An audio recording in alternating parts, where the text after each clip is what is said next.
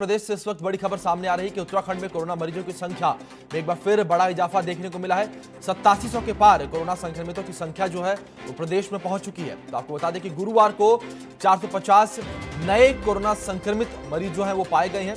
अकेले हरिद्वार में 109 corona positive मरीज मिले हैं। तो वहीं नैनीताल जिले में 96 संक्रमित पाए गए हैं। उधम सिंह नगर में 74 मरीज मिले हैं। तो वहीं गुरुवार को देहरादून में 68 कोरोना संक्रमित मरीज जो हैं वो मिले हैं। आपको बता दें कि कोरोना से अब तक राज्य भर में 102 लोगों की जो है वो मौत हो चुकी है। हरिद्वार में है सबसे अधिक एक्टिव केस। तो कोरोना से जुड़ी इस वक्त की बड़ी खबर आपको प्रदेश से बता दें कि जहां पर एक दिन में 450 नए कोरोना संक्रमित जो हैं वो पाए गए हैं उत्तराखंड में, जिसके साथ ही उत्तराखंड में कोरोना मरीजों की जो संख्या है वो 8700 का जो आंकड़ा है उसको पार कर चुकी है। तो नैनीताल जिले में ही अकेले 96 संक्रमित जो है वो पाए गए हैं। उधम सिंह नगर में 74 मरीज जो है वो मिले हैं। लगातार प्रदेश में कोरोना का आंकड़ा बढ़ता चला जा रहा है। दिन प्रतिदिन जो ये आंकड़ा है इसमें तेजी देखने को मिल रही है। आपको बता दें कि कोरोना इस वक्त उत्तराखंड में अपने पैर पसारता हुआ दिखाई दे रहा है। लगातार रोजाना कोरोना संक्रमित मरीजों के जो आंकड़े हैं वो अपने आप में एक नया रिकॉर्ड बना रहे हैं।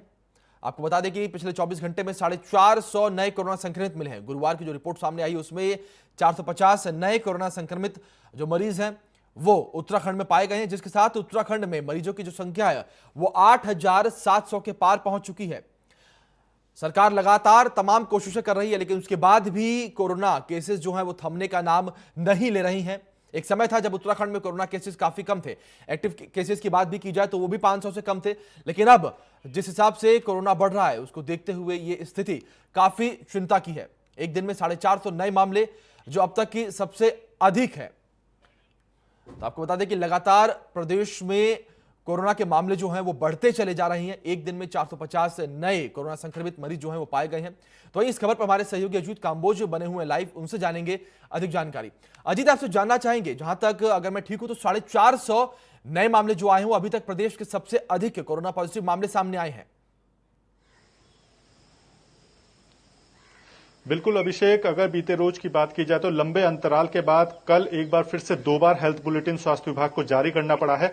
हालांकि कोरोना काल में जब लॉकडाउन प्रभावित था उस दौरान सरकार की तरफ से ये व्यवस्था बनाई गई थी कि दिन में 3 बार हेल्थ बुलेटिन जारी किया जाता था और जिसमें आंकड़े सार्वजनिक होते थे। लेकिन लॉकडाउन के बाद जब अनलॉक की प्रक्रिया शुरू हुई तो शासन ने भी अपनी व्यवस्था को बदला और सीधे तौर पर एक बार पूरे दोपहर का हेल्थ बुलेटिन जारी होता था शाम को 7 बजे। लेकिन कल लंबे समय के बाद 2 बार हेल्थ बुलेटिन जारी किया गया है, एक बार शाम को 7 बजे और दोबारा 9:30 बजे फिर हेल्थ बुलेटिन जारी किया गया, जिसके बाद उत्तराखंड में कल का जो आंकड़ा था वो 450 एक दिन का सबसे सर्वाधिक जो आंकड़ा था वो बीते रोज निकलकर सामने आया है। और उत्तराखंड में जो टोटल कोरोना संक्रमण की संख्या है वो 8700 को पार कर चुकी है। तो ये बड़ी चिंताजनक खबर है कि जो बीते रोज निकलकर सामने आई है। और एकाएक हरिद्वार में देर शाम को 7:30 बजे के बाद जो 71 नए मरीज सामने आए हैं उसके बाद हालात हरिद्वार के और भी चिंताजनक हो चुके हैं। सरकार की तमाम व्यवस्थाएं, तमाम दावे जरूर हैं, लेकिन जो इस तरह से कोरोना संक्रमण का मामला लगातार बढ़ते जा रहा है उत्तराखंड प्रदेश में, हालांकि स्थिति नियंत्रण में होने के बाद तमाम शासन के वरिष्ठ अधिकारी करते हुए नजर आ रहे हैं, लेकिन जो लगाम है वो नहीं कस पा रही है और जो कोरोना संक्रमण है वो लगातार बढ़ता जा रहा है। और इसमें सबसे ज्यादा जो नए मामले निकलकर सामने आए हैं वो हरिद्वार जनपद के हैं, जहां पर संख्या काफी ज्यादा है और कंटेनमेंट जोन की संख्या भी यहाँ पर काफी ज्यादा की गई है। जी अजीत, वहीं अगर बात की जाए सरकार जिस हिसाब से कोशिशें कर रही है या सरकार की कार्य प्रणाली के बारे में बात की जाए तो इस वक्त फेल होती हुई साफ तौर पर दिख रही है। क्योंकि जहां एक तरफ शुरू में उत्तराखंड सरकार ये कह रही थी कि कोरोना पर उन्होंने लगाम कस रखी है, लेकिन अब अगर इस वक्त की बात की जाए तो वो लगाम कहीं भी सरकार के हाथ में नहीं दिखती है।